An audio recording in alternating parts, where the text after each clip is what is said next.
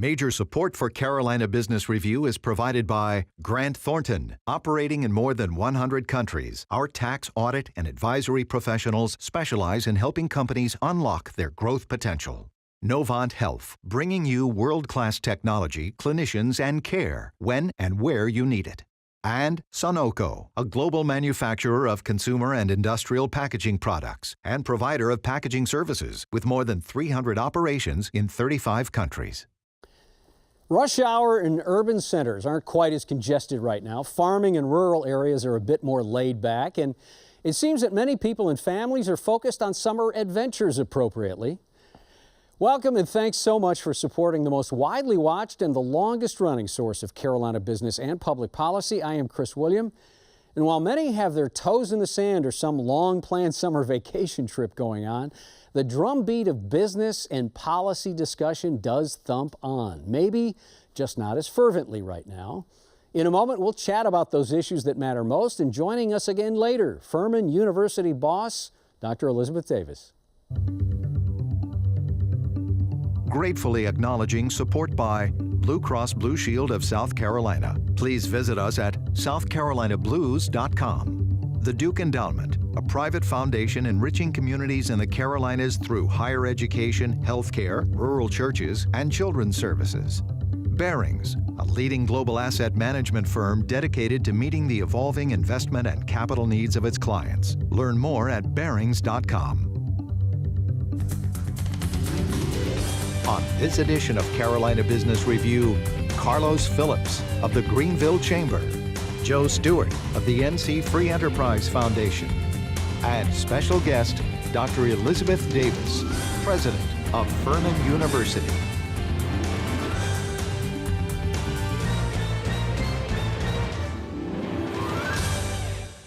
Welcome to our program, Joe. Carlos, good to have you both here. Happy summer. Happy to be back. You know, so let's start there. That's probably a good place to start. So summer vacation, we lose momentum. North Carolina General Assembly seems like it's finally going to get to the end. South Carolina State House has wrapped up a session. Joe, is it hard, and Carlos, I'd like you to weigh in on this too, you know, as we kind of enter in the lazy, crazy, hazy days of summer in the Carolinas, is it hard to keep focus on some of those things that we probably need to keep focus on? Well, I think it's a natural time of year when people are on vacation. They're not as focused on business or bottom line related kinds of things. The legislature in North Carolina in the odd numbered years does a biennial budget, so it's really intended to cover 2 full years of state operation. Looks like we're getting ready to wind down. The House and Senate have versions, but the reconciliation, the conference process appears to be producing a final product that will be voted on sometime next week. A lot of speculation that the North Carolina General Assembly may be out sometime not too long after the 4th of July. Mm-hmm. Carlos, same question. So you got a state house. South Carolina finally came up with a way to fund roads, and that is the gas tax. Right. Hallelujah, right, for a lot of people in Palmetto State. Are there things that, though, you don't want to lose momentum over? Yeah, and I would say that certainly a lot of work takes place during the session, but I've found in my chamber experience that most of the work actually takes place from sine die to the time the next session gavels in. There's a lot of work that's done in terms of putting your legislative priorities together, making sure you've got the resources and the support for those, and developing a strategy to advocate for those. So the summer is certainly not a lazy time. Yeah, good way to put it. Joe, in North Carolina, one of the issues has been since Governor Roy Cooper came into office was the relationship between the General Assembly and the new governor. He still seems to be a new governor. It's kind of ironic, and these are my words, that you've got the executive branch using the judicial branch to broker a relationship with the legislative branch. That's probably not the best way to start a relationship, is it? Well, even the closest of friends can end up in court from time to time, so it's not uncommon for governors and for legislators to be in dispute over some matter of constitutional law, and that's what's happened increasingly in large part because North Carolina's governor is a Democrat and North Carolina's General Assembly is controlled by Republicans at a supermajority level, meaning they have the votes necessary to override a gubernatorial veto. Cooper, as you indicated, in his first term, trying to find a way to create a relevance for himself. Some speculation that the actions of the Republican legislature have been, at least in part, intended to diminish the power of the governor. They've reversed some of the historic ways the governors had ability to appoint people or to structure the executive branch. North Carolina has 10 statewide executive offices that are held by independently elected officials, the most of any state. Some other states have 10, but no one has more than 10. Frankly, the executive branch in state government in North Carolina, relatively insignificant amount of power vested in the governor by comparison with, say, the president of the United States, who controls the entirety of the executive branch in federal government. So the partisan divide, the sense that the governor's got to try to struggle to create a relevance for himself given his limited scope of authority, it's probably not surprising that a lot of this stuff is ending up in court. Do you think you think this is going to be the tone for the next 3.5 years? I think so. And in some part of it, I used to believe as a political practitioner for nearly 30 years that our system of government worked despite the separation of powers, and now I believe it works because of those separations of power. It's important for us to adjudicate those disputes between the executive and the legislative. It looks like partisan wrangling, but in all honesty, there are distinctly different positions on some key issues, and that's what the courts are intended to do, is to answer those questions, what is appropriate under the Constitution and under the law. So South Carolina is not without some controversy. Richard Quinn and Associates in Columbia has been at the center of some controversy around the flow of money, the influence of cash in political donations, and so on and so forth. Carlos, is ethics reform needed in the Palmetto State? I would say that our citizens want a more transparent government and one that's held more accountable.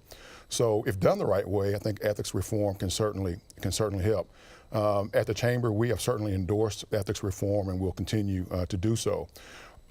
Our bigger priorities, though, we did get the roads plan passed this year, and that was great.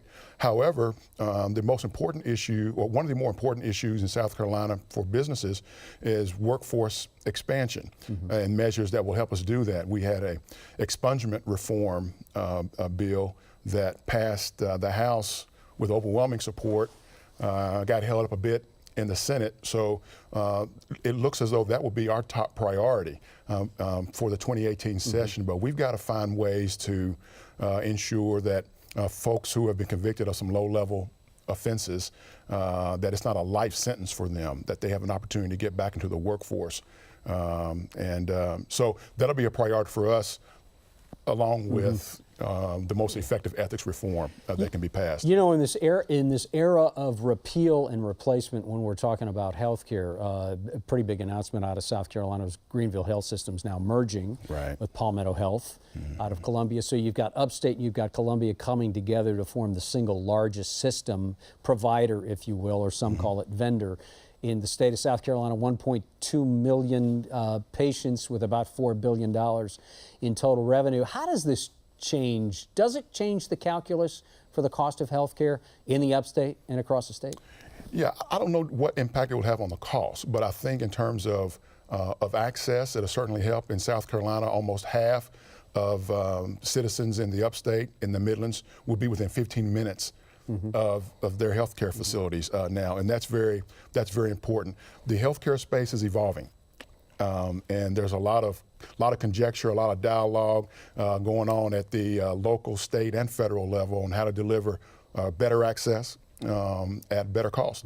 So we'll see how it works out. But Greenville Health is a very supportive partner of the Greenville Chamber, as I think Palmetto Health is with the Chamber there in Columbia. So I've got to think that it's going to be great for citizens. Would you expect, I'm sorry to interrupt you, would you expect any pushback from regulators on this merger?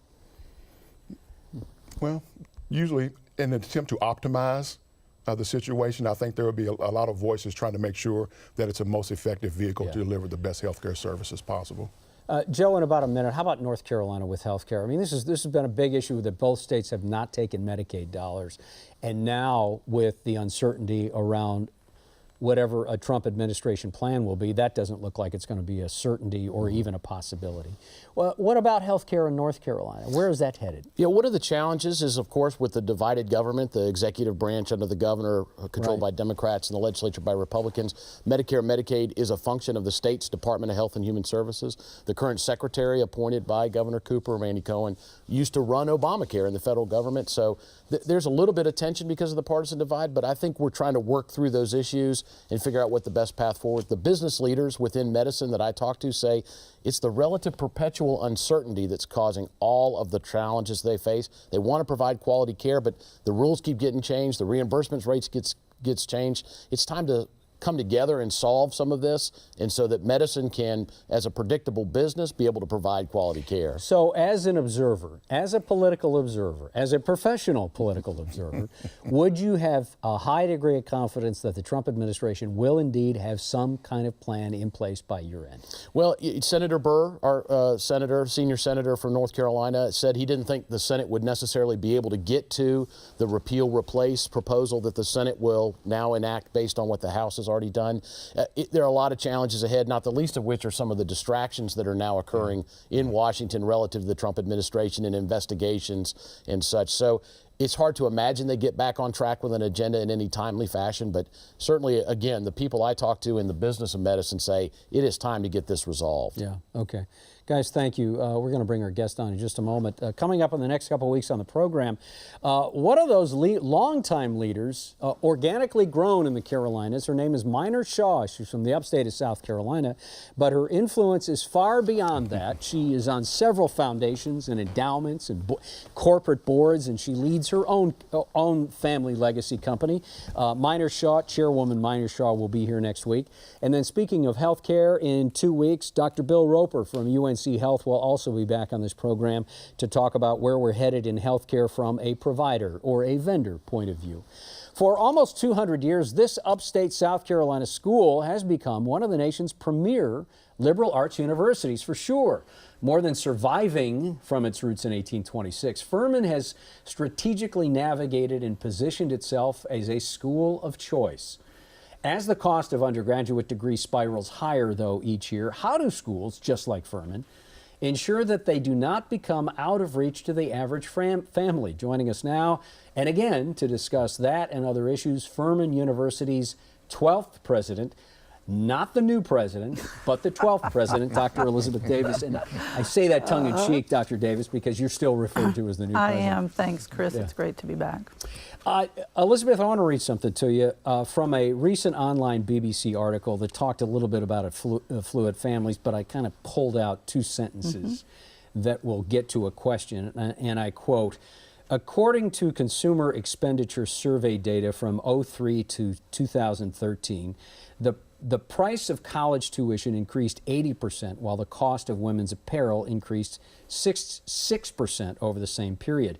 And here's the punchline. Middle class lack of investment in education doesn't suggest a lack of prioritizing as much as it reveals that for those in the 40th to 60th quintiles, education is so cost prohibitive it's almost not worth saving for.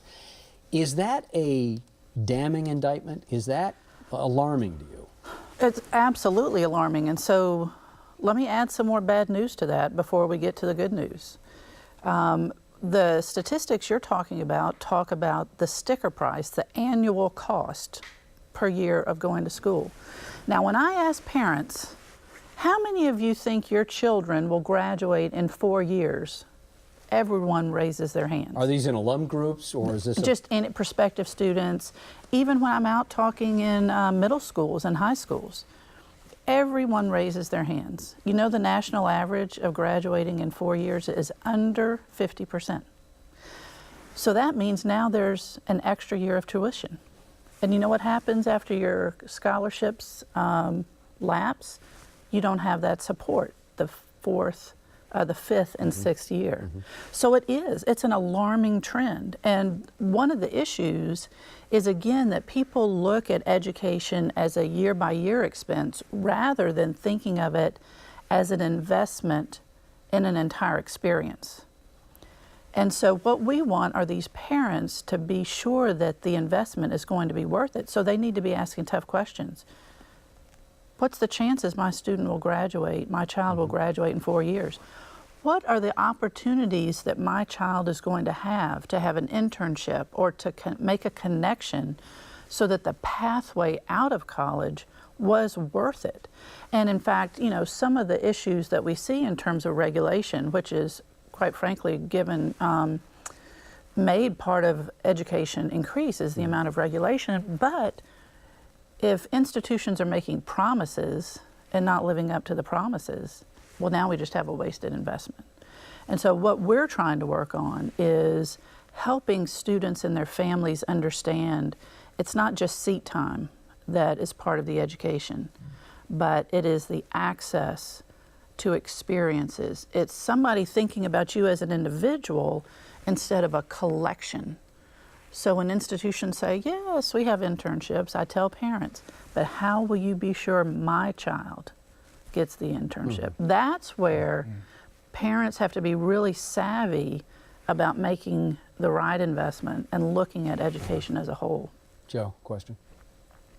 Yeah, no, it's one of the things I hear when I talk to employers is their frustration that the younger generation not necessarily able to do the soft skill things that are necessary to be successful in the workplace, take instruction or be supervised or even be willing to listen to criticism. What do you see as important in terms of the classic liberal arts education, which was intended to teach people how to think? How do you prepare them to work? Absolutely. Well, part of it is just practice. When you've never done it before, you need to practice. And one of the things we're doing at Furman is we want the students to reflect, to really make those connections. And so as they have these experiences, what were your impediments? How did you feel like with your internship or even research in the lab? You know, students who want to go into the pharmaceutical industry probably need a strong chemistry background or a PhD in chemistry. So what did this research teach you? How did you deal with frustration? How did you deal with ambiguity?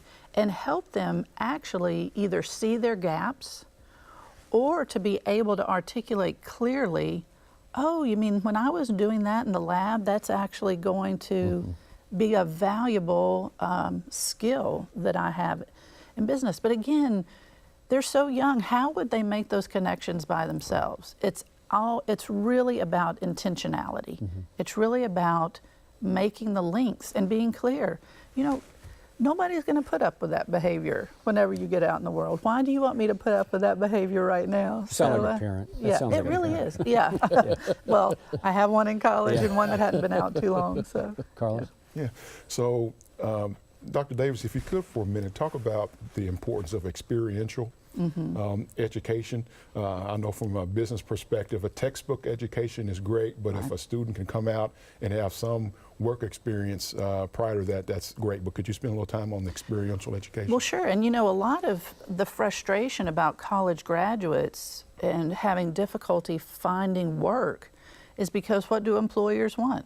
People with experience. So we have to give those students the opportunities while they're in college, again, to be able to learn what is it that helps me translate academic learning into what's going to be important in the workplace. But some of the things that students fail to understand that we can be helpful with, and let's talk about healthcare, what you were just having a conversation about.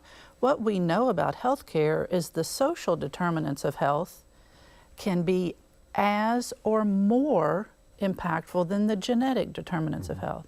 So even if we have a student who's preparing to be a physician, their sociology class, their psychology class may be as important as their medical training and learning how to deal with their patients. That's really more population health you're Yes, talking it about. really is. But that's the experiential learning that these sets of students need. And so to be able to make those connections, and that's really what it is. It's making the connections between a path.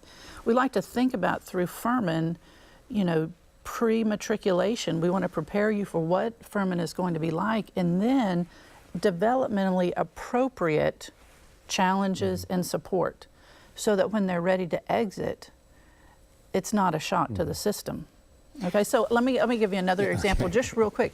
This year we added for all seniors a financial literacy class, because they can be a smart. Is that an elective or a requirement?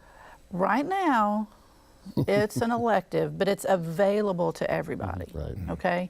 And our expectation is, it's the feedback and generating demand. I mean, if you want to think from a business point of view, what's going to generate demand for this course? They're friends that say, I was so prepared, or parents who say, make your child take this course, because the kinds of things they need to know about life.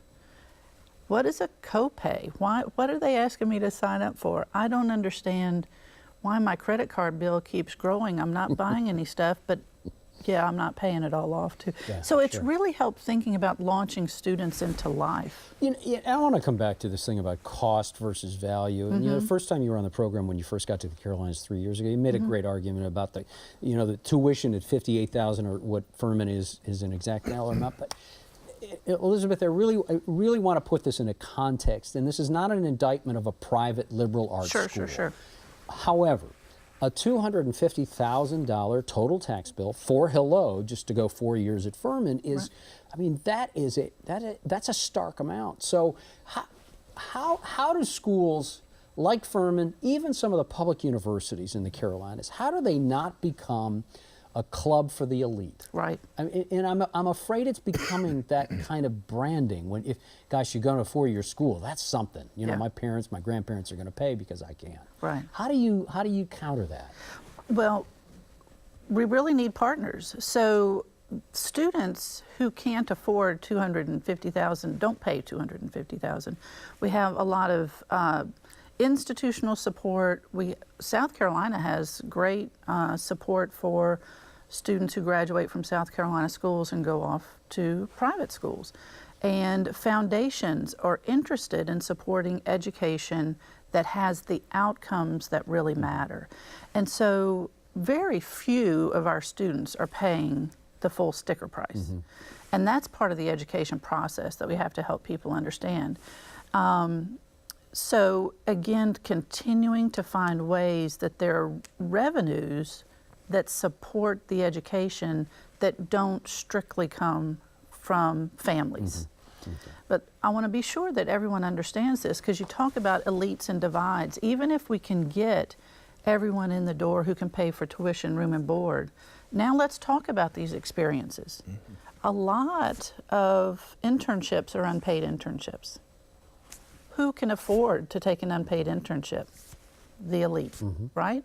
So here's a different kind of divide. When you think about the path coming out, I might have had access to a Furman education or Furman seat time, but if I don't have the opportunity to add these other experiences, I'm missing out. So we've started raising scholarships for experiences, so that these unpaid internships, think about people who want to go to Washington, D.C. and to fight these policy issues and to represent certain groups. I was in Washington, D.C. and I asked a group, I said, of all of you who had internships in D.C., how many of you were paid? And 3 people raised their hands. I was like, you are terrific. But the rest of the room wasn't paid. So we actually will have stipends for students who have unpaid internships, and so that they can not have the opportunity cost of, geez, do I get a summer job, or do I have this experience that prepares to launch me into my career of choice. So, I understand. So, Chris, the things that we're working on, is there a way to shorten pathways? Okay, there are students where 3 years is going to work. Or what about, couldn't that 4th year be like the first year of med school? So you can think about shortening pathways where you still also have the opportunities and the experiences. Let's get, I want to get one more question in here. Joe, you get the last one. This is not singularly the responsibility of higher education, but it does play a big role in the experience. Millennials, largest American generational cohort ever, most diverse. 2036, they will become the majority members of Congress. what's happening on college campuses like yours to prepare the next generation of leaders for our country. In 30 seconds. Can you do that in 30 seconds? Well, and we will give it a try. It goes back to one of the things we love about residential education is you're all together. You need to learn how to get along. You need to learn how to listen.